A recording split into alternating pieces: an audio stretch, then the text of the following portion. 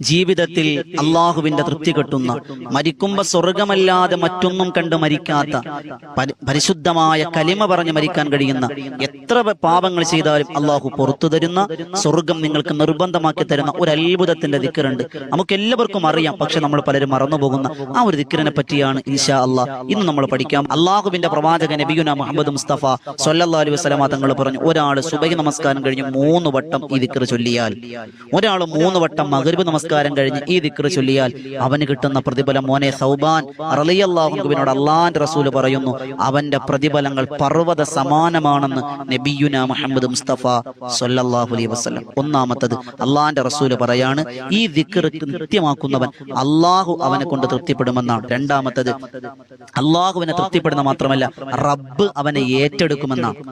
അള്ളാഹു ഒരാളെ ഏറ്റെടുത്താൽ അള്ളാഹുവിന്റെ റസൂൽ പറഞ്ഞത് ഫലം യുഅദ്ദിബുഹു അബദ, പിന്നെ അവന് പേടി